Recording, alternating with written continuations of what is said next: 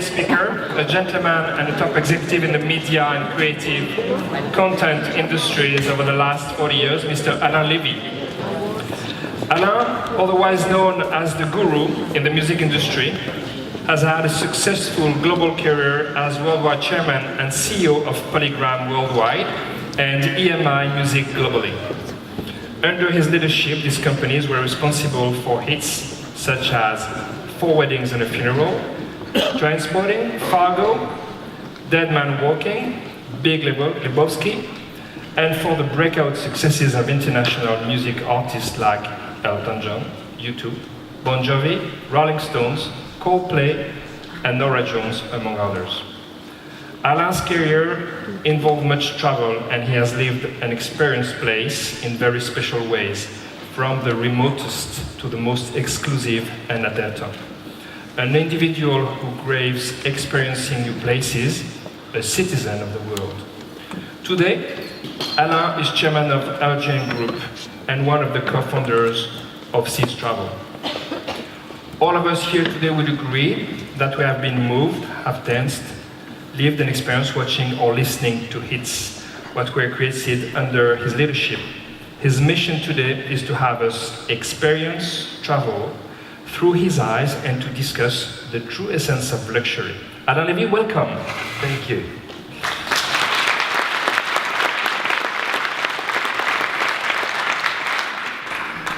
Dear Alain, I would like to start by the first obvious question.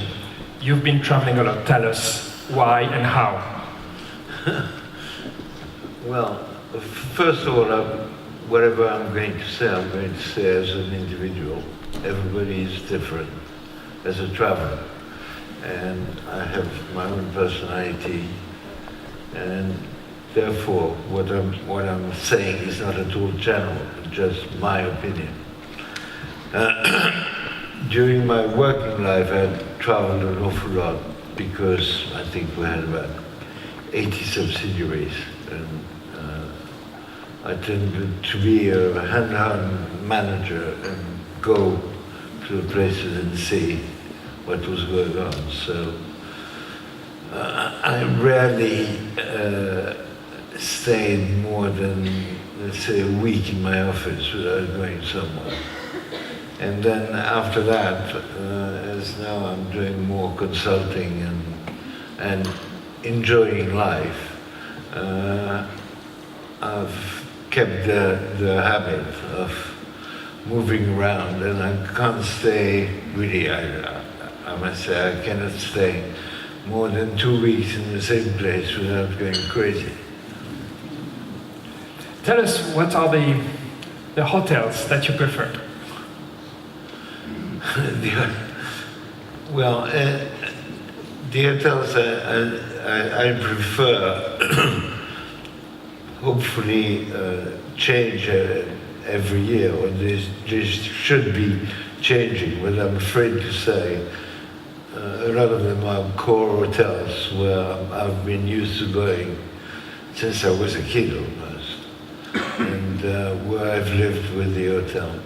Give us names, come on. No, I can't. I really can't keep your name. For example, I went with my father when I was 6 at the Hassler Hotel in Rome. And I still go there. So it's been quite a long time doing it. And then what I really like, especially in the last year or two, is discover new hotels, even in places where I regularly go. For example, I like the sun, I go often to Cancun. I'm looking for a new hotel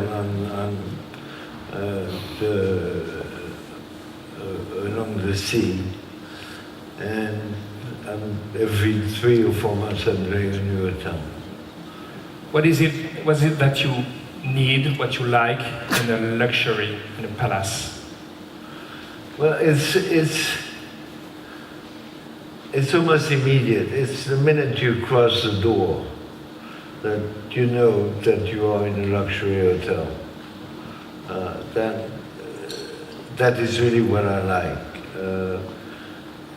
Then, of course, there are a lot of elements which make it a luxury hotel or not. But as a traveler of a long time, it takes you about 5 minutes to know whether you're in a luxury hotel or in a hotel who pretends to be a luxury hotel. Can you be more specific? Yeah, for example, the attitude of the concierge. The clients walking around the hotel.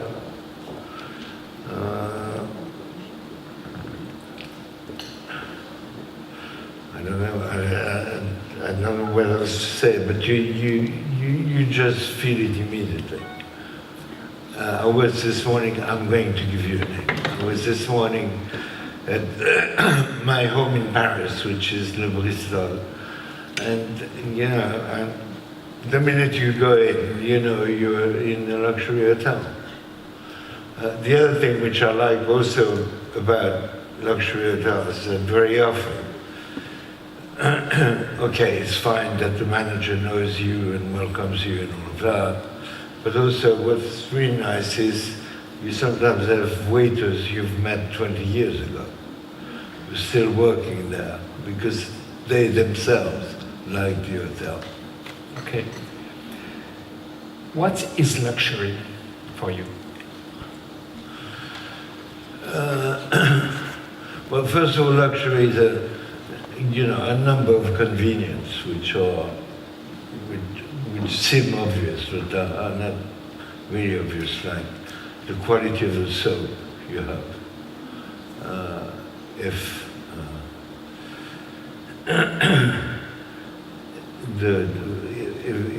the soap quality is not a well-known make, you're not terribly excited about it. The second thing is the feeling of space. It doesn't need to be a 100 square meter suite, but the way it is arranged, you feel that you have space in it. And the third thing, which is absolutely essential for me, is the quality of communication. You know, it's not possible to have hotels where Wi-Fi doesn't work everywhere in the rooms, where you can't connect to the world. We're not living in a world like this anymore. How do you live the space challenge in aircraft? What do you mean? You mentioned the importance of having space.